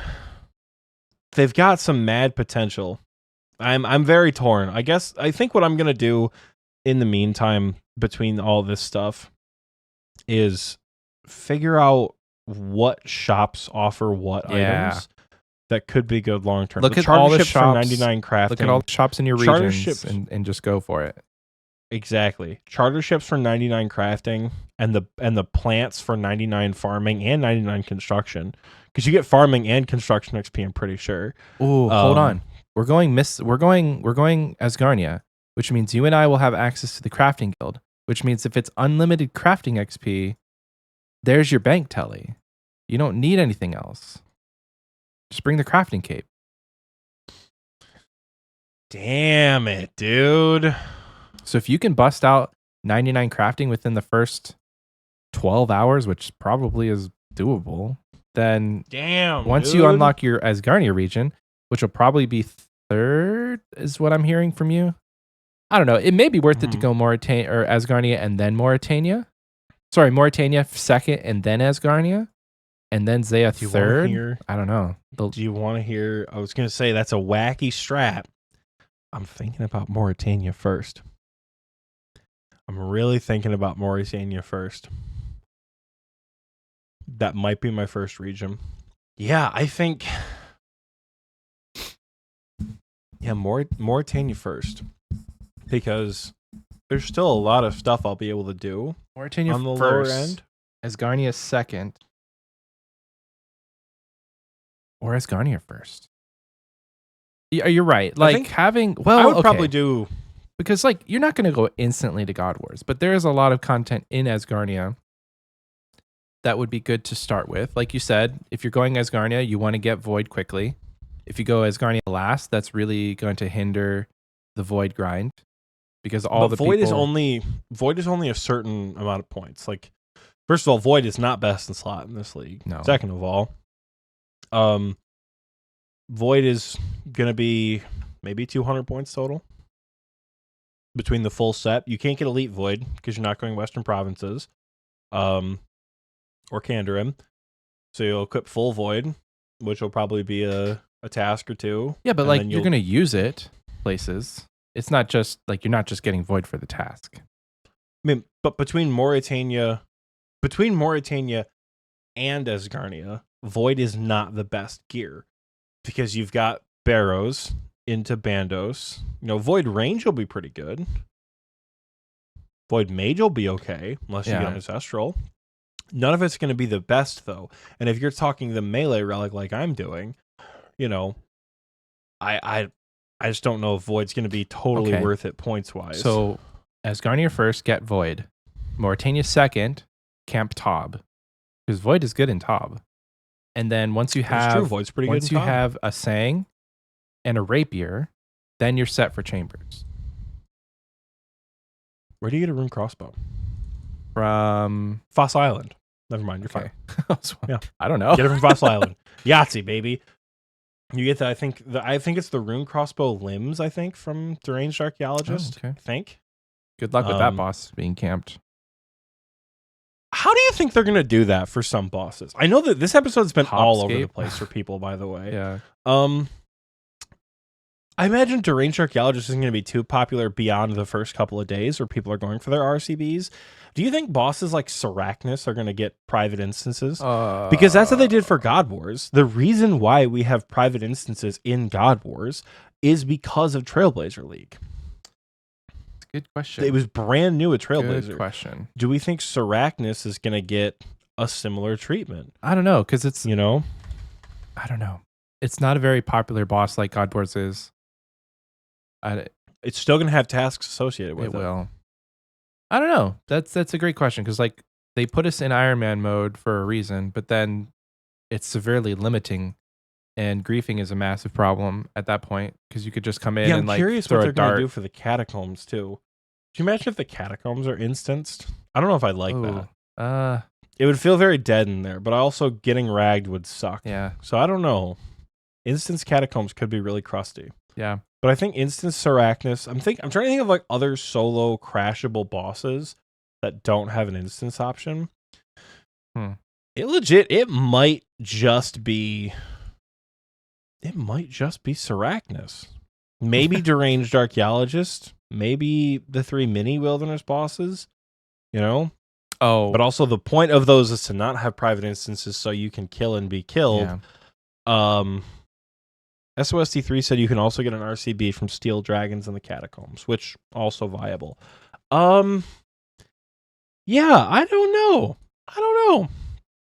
I'm not sure if there's anything beyond Sarachnis that I can think of that is raggable. Find out, the I guess. DKs maybe, the Dagannoth Kings could be a good one for a private instance. Who's choosing Fremennik? At that point, they're not very... I don't know. Fremennik seems like a very weak region. Just because I'm not huge on the content there. Yeah. In the rings, the rings are like, okay, is that really a strong like Vorkath in the rings? Avengor says, I'm taking Fremi for all 3 styles. It's actually cracked. Let's think about what's in Fremennik, right? Your best in slot range backpack. Your second best in slot rings and your best in slot magic ring if you also pair it with desert. You've got access to the Venator bow. You've got the leaf bladed battle axe. You've got all the construction stuff, which will help, right? Not the Venator ring. Did I say Venator ring? I meant the Magus vestige, the Magus ring. So you get the mage ring. You do get access to a dragon axe. You get access to the lunar spellbook in its entirety. So you'll get vengeance. You'll get all the lunar spells, plank make, all sorts of shit like that, which could be super helpful if you didn't go production prodigy, right? Relica rooftop course. You get a bunch of hunter training. You get penguin agility, which is a very good pet rate apparently. Vorkath is a good source of best resources with Onyx bolt tips and dragon bolts, which is cool. Wow, somebody made a whole graphic to just disprove my point that Fremennik was dead content. Wow. Yeah, and that's another thing. Looks like you also get Gentle Verdant. If you go with Desert, you also get Virtus, which is pretty big. Yeah, I think it does have a lot to offer. But on the surface, it doesn't seem great on the surface. But it does because it doesn't have a ton of bosses. Yeah. but it does offer a decent amount of stuff if you're going Fremennik. I'm not going Fremennik because it doesn't match with the other regions that I want, which are Zaya and Mauritania. But Could go. apparently there's images like this for all of these. Okay, that's cool. Neat. But you could go Fremennik on the second playthrough. Fremennik Desert Kandarin. Ooh, Think about it. Fremennik Desert Kandarin for Magic. be kind of cool. Magus Vestige, Full Virtus, Shadow, Tormented Occult with the Magic Relic. Seems pretty. Holy shit. Yeah. That would be insane. I think that's the route I'm going to take for Mage. I don't know if I'll go Fremennik because I don't know if I want to grind the Duke in leagues. But Well, if you have the leaf damn, bladed, dude. then Duke is pretty chill. I'm just taking my fucking Shadow is what I would probably do. Stand at the back or of the room. or a Fang or whatever. Yeah. I don't know. I think Fremennik does definitely have some options. It has potential. It's not what I'm going to choose, but it's not a bad choice. Yeah, for sure. I think Mauritania first, I think, is going to be fun to just mix things up a little bit for me personally, right? Maybe do like Rush Barrows could be fun. Because I'm not going to have very good Magic gear. Magic is going to be rough for me until I get a Sang Staff. Magic is going to be rough. Luckily, Magic's not that huge in theater. Range no, and melee you are only king. use it at Nilo. Yeah. Literally only use Magic at Nilo. You freeze the crabs, which you genuinely might not need to. Yeah, because you Though won't they have did access release- to ancients. Dog, they released... Well, see, with a 2-tick weapon, what we used to do back in the day is we used to tent whip spec the crabs. Oh. Because the tent whip freezes in place. So you would tent whip spec, get back on the boss. That's funny. Yeah, because we didn't take what's it called? We didn't take Magic. I don't know. I think we didn't talk about the rating buffs. They offered this time around. Have you not seen that? No. The what? Michael. Oh my god. The rating? In this the raid buffs. They are Yes. they are replacing challenge mode, hard mode, Fazani's Nightmare, and expert mode TOA with more challenging mode, harder mode, Fazani's Nightmare, and super expert TOA up to 1,000 invocation. That's insane. 1,000 invocation TOA. That's And it's got boosted drop rates at crazy. scale, dude. 15 times 15 drop times. rate. That's so right now in TOA, there is a point cap where I think at 420 invocation with 8 people, you can guarantee a 50% chance, which is a 1 in 2. 50%, 1 in 2 in the regular game. Yeah. It is going to be possible now to run TOA where you guaranteed get a purple every single time. They have confirmed in the Discord that Tombs of a Masket and Theater of Blood will only drop 1 purple per raid. Chambers can drop up to 6. What? Yeah. You've always been able to get multiple purples in Chambers. But it just doesn't happen very often. No. I have seen a Disco Light. I got a Twisted kit when Fear got a unique. Oh. So we did get a Disco Light in one of those CMs I was in. Disco light? Yeah, because it's possible to get a solo Disco Light where you get a kit and a purple, and I think it actually alternates back and forth between purple and green Is this an or purple and invocation? blue.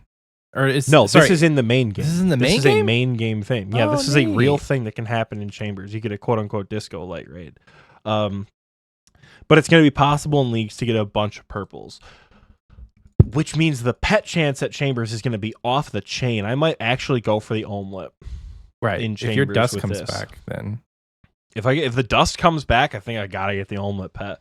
That said, the melee relic at Chambers isn't gonna be super strong. Mainly at Ulm, because the mage hand and the head can't be damaged. Yeah. But I think that's one of the reasons why I want to go Mauritania first, is because what am I gonna attack the magic hand with? Fire Warp strike? I can't do Scepter? that. I'm not taking Kandarin. Oh, is that So Kandarin? no Okay. Warp Scepter. Okay. No Warp Scepter, no Trident, no Ibans. Mm. Right? I've got Fire standard strike? spellbook spells. I've got Fire Blast and Fire Wave until I get a Sang Yeah, it Staff. seems like Sang is the is the way to go. I feel like I'm going Mauritania. Or Arams, full Arams. I don't know what that looks like as far as runes. It still sucks with standard spellbook, dog. Oh yeah.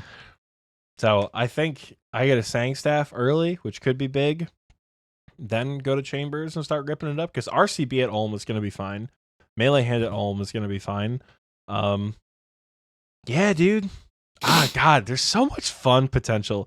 SOSC3 says, I think people keep forgetting about the Staff of the Dead. Yes, the Staff of the Dead is good. The Staff of the Dead does have a neat special attack. The Staff of the Dead doesn't have an auto cast. It has a magic damage buff, which good, but depending on your relic selection, if you're not selecting the magic relic and you don't select the unlimited rune relic with this fire sale amulet, you could potentially have a bit of a rune problem, maybe. Nate Dogg says full RMs plus Amulet of the Damned plus Tome of Fire is best in slot until Ancestral plus Nightmare Staff.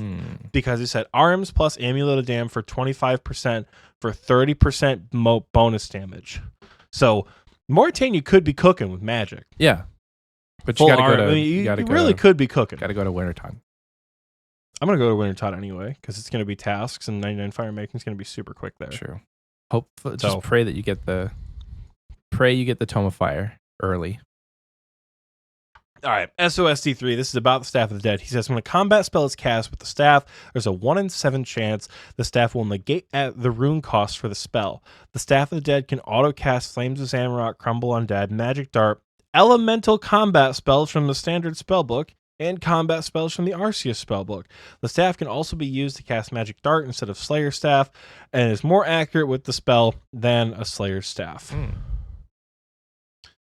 So like we said, the Staff of the Dead kind of fucks for Mage. Yeah. And we told SOSD3 this, and he didn't listen. So we, we had to drop the knowledge on him. When I meant autocast, it doesn't have like a built-in spell. Yeah. But I think with that 1 in 7 chance to proc, that's not too bad. A 14% chance to save your runes, that's pretty decent. Dude, am I going to pick Zaya last? Potentially. Am I going to pick Zaya? That's going to be nutty. Am I going to pick Zaya last? Yeah, like if you're going PVM heavy in the beginning, which I think is probably one of the better things to do because your skilling multipliers won't come until later. If you're going PVM heavy to start, which is fine, then picking the skilling heavy region last makes the most sense. Because can you imagine 4 games of Tithe Farm and you're done with farming? You're not going to want to do that until you have the higher multipliers. Plus the minigame point buff? Plus the minigame points. Yep. So all of that to say, Mauritania second, Asgarnia first, Mauritania second might be the play. And that's probably what I'll do. I have to think about it hard. I'm going Mauritania first. I'm going Mauritania first. To get points, get relics, and then granted, you can get a whip from Mistalin. But maybe getting. But you need 85 Slayer to start that. 85 Slayer is so fast. Yeah. Well, I guess. I guess having. If you guys truly, if you've never played a league before, I know we talked about this with We Skill Now. These grinds do not take nearly as long of a time in leagues. That is so stupid quick, especially with Last Recall, right? Because let's theorize there's an unnatural selection relic like there was in the last Trailblazer where you can choose your Slayer task. I hope that's a thing. What we used to do was farm spiders from Duradel. We would go to the basement of the Watchtower in Kandarin, or the basement of the Clock Tower. We would go there, kill the spiders on task, teleport to a Slayer Master, which could be any Slayer Master. Mind you, it doesn't matter which one, because they're all exactly the same. Teleport to a Slayer Master, last recall back to the spiders, crack off 20 points a Slayer task, 20 points per regular task without boosted anything, farm a shit ton of points, and get boosted Slayer XP from the monsters. Imagine doing something like that with a monster with a higher HP threshold, right? Tons of Slayer XP comes in super quick. And that's going to be nice, having the gear to do that. And especially having the region available that has a lot of Slayer monsters available, i.e. the Slayer Mhm. Tower. But it's also, something to consider is the catacombs would be kind of nice for Catacombs are early also really Slayer, good early game for Slayer training. Yeah. So I think it's going to I be a mean- toss up for me whether I do Mauritania second or Zaya second.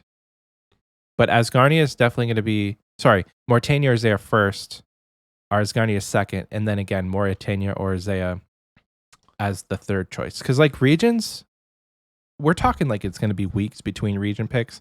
It's not. Dude, I'm gonna get all them bitches done by Saturday. Yeah, you want to have them right all now. done in the first 2 days, so then like it's not really going to matter. Oh man, dude. Am I gonna really pick Zaya last? But think about the trade-off. I pick Zaya last. I get a fucking scythe and a sang staff. Yeah. And I get full bandos. And I get full armadillo. And I maybe dip my toes in the necks a little bit. I get an ACB. Who needs a rune crossbow? And you get a fucking ACB from Asgarnia. Then you go to Shred. armed to the fucking teeth. In masses with the boys? harder than challenge, Oh more my challenging. god, dude! The Giga Challenge mode raids with the boys, and we're all demigods. Oh man, this is gonna be so fun. You can unironically do the door build with the 3 regions that we're choosing. we can do the door build. If those purples come up, you can unironically do the door build. Dude. It seems like fun. Oh man, this is gonna be so much fun, Yeah. you guys. If you guys have done this content before, it's gonna be a blast. If you've never done it before, now is the time to learn because it means nothing. It means absolutely nothing in a league when you are learning content. There is no risk. There is no you don't hinder the rest of the team. Theater of Blood, the Deathless Theater of Blood, is a 1 in 9 chance for a purple across the entire team. When everyone has a ×4 or ×5 drop multiplier, that's like a 1 in 2 or a 1 in 3 chance off the rip. Like what? Every To see 20, a purple 20 in to a, 30 in a minutes? regular Theater of Blood. So much quicker than that. We were talking about the Trickster being the money relic, but like Theater of Blood, you talked about like just alking your Avernic. Yeah, you alk the dupes. Alk the Avernic ever because you alked don't the have. Scythe of Vitor? Wait, Yeah, Asgarnia, we will have defenders. So any dupe defender you get, you're just gonna alk it. Or you stick it in Death's Coffer. Yeah, sure. Dude, you stick one Avernic defender That's in true. Death's It's Coffer, like you never have to 70 pay for mil. death again. That's true. What do you mean? No, it is not 70 mil. How much are an How Avernic? much are Avernics? They're 82. Oh, So you get a 82 shit ton of money mil. in Death's Coffer. I don't know, man. One, I don't know. One, I'm you just out, saying. one in the coffer, and then you alk all the other 35 that you're gonna get. Dude, I'm so excited. I'm going. All right, so we figured it out, chap. I am starting off. I'm going kind of slow. I think I'm gonna do some fishing. Honestly, I'm gonna get 50 fishing just for fun. I'm gonna get my first couple relics. My first region is gonna be Mauritania. My second region is gonna be Asgarnia. My third region is gonna be Zaya. And then by the time all those things are unlocked, which I'm not kidding, is probably gonna be by Saturday or Sunday. God damn. Can you imagine being able to solo top with all the relics? So you don't even need a team, and then every time it's a guarantee for you to get the purple? Dude, if you pick that Guardian relic, Oh, solo yeah. top is so viable. Yeah. So Nate Dogg is between Mauritania, Tyranwin, Zaya, or Zaya, Tyranwin, Mauritania. Mm. Oh, man, Nate, I don't know. You could pick Mauritania first. You can pick Mauritania first. And you and I can do some duo tops and shitty gear. But oh man, I feel like even if it was reversed, if it was Zaya first, then Asgarnia, then Mauritania, right? I don't think it's better. I gotta level with you. I don't think it's better to go Zaya first for the build that you and I want. At least for me personally. Oh my god, I'm so excited! I cannot wait. We got to get Oxie my to calm down a little bit God, because I we can't are wait. nearing the end of this We episode. we are nearing the end of this episode. Our time crunch is coming in full swing. So, as you guys have probably noticed, we have not taken a break. And we would like to apologize for that because this is 2 episodes in a row where we have not taken a break. And more importantly, we have not acknowledged the community portion of these episodes. Meaning we've not done a community question. We've not done Achievement of the Week. We've not done a fun question.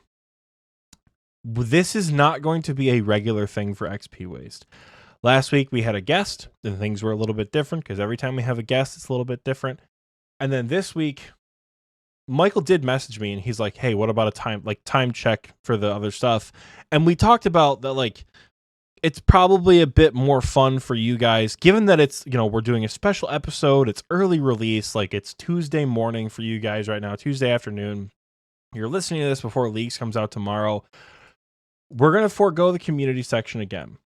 So before we wrap this episode up, again, we're not doing community question. Well, we might touch on these for another minute more after this because we do got a little bit of time, but we do want to thank the patrons, right? And no matter what style of episode we do always want to thank you guys because the support that you give us at any tier, Gnome Child, Party Pete, all the way up to KBD, right? The support that you give us is not something we can just breeze over, right? It is something we are always thankful for. It's never necessary, but it's always appreciated. We have 2 new wise old men within the last, I think actually we have 3 new wise old men. Wow. Given our cadence of release, I think we actually have 3. So special shout out, they're on the screen right now. Special shout out to Cracked Cabbage, Andrew C, and Track.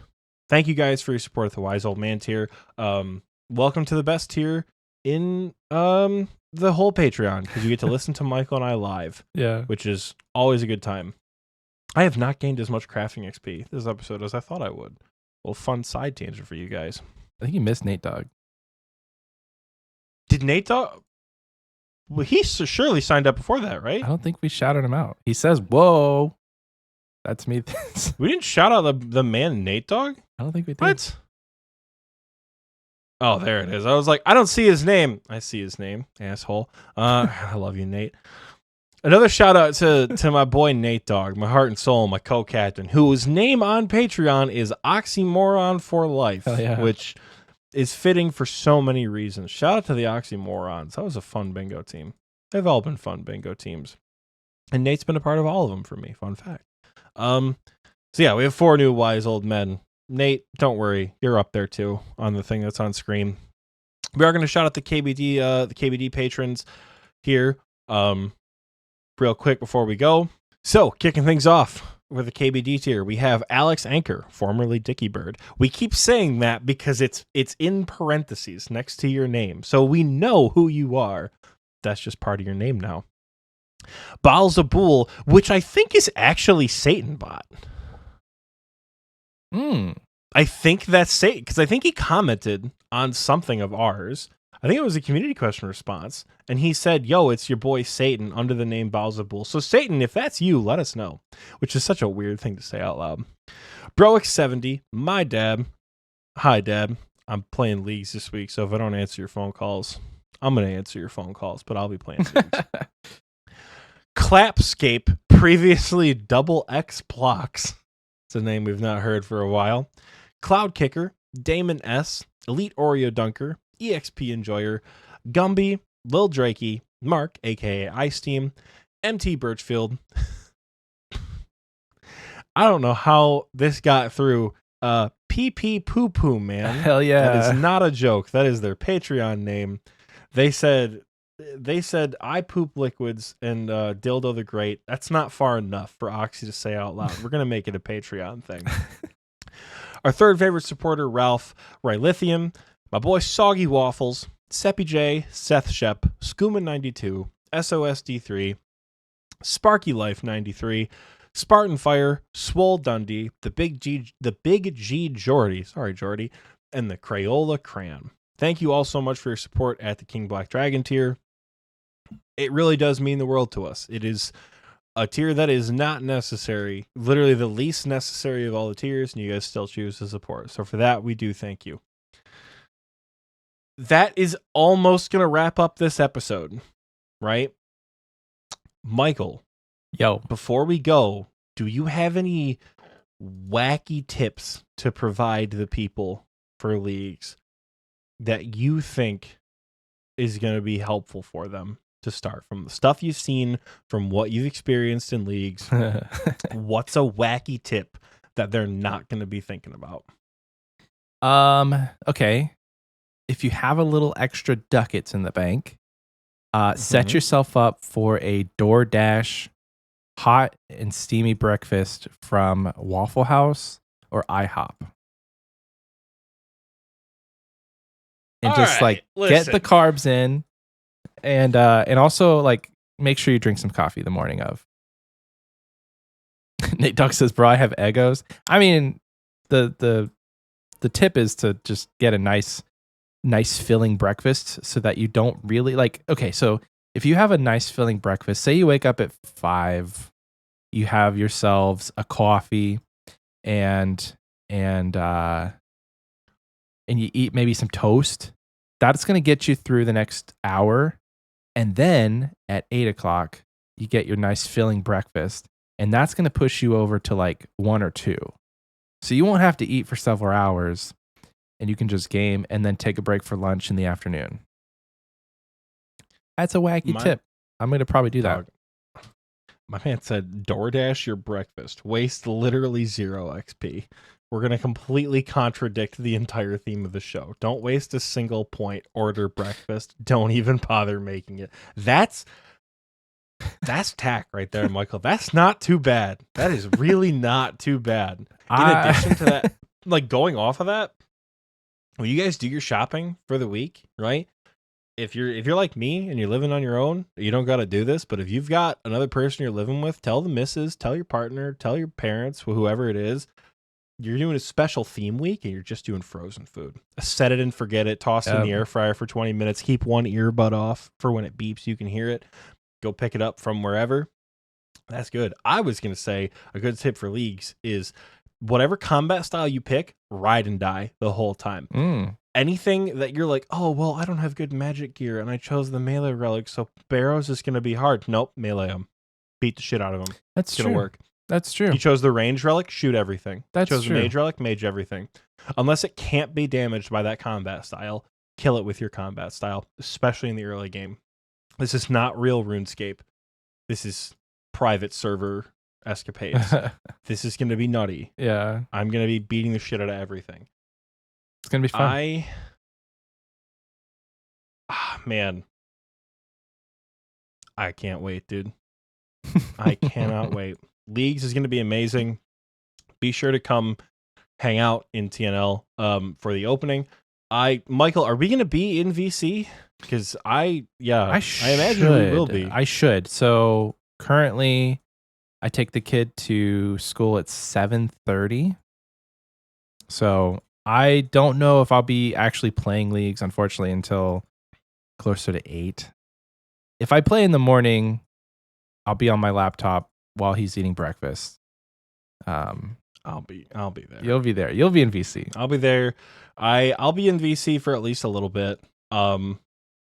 I'm excited. I'm very excited to experience it with everyone. So I don't know what voice chat I'll be in, but I'll be somewhere. I'll be there. I'll be there. It's gonna be so much fun. All right. That's gonna wrap up this episode. Michael's gonna go enjoy lunch with the family. And I'm gonna start working on this episode so we can get it out Tuesday morning for you guys. Oh, hell yeah. See you all tomorrow morning, bright and early, for the start of Trailblazer Reloaded. Bye everyone.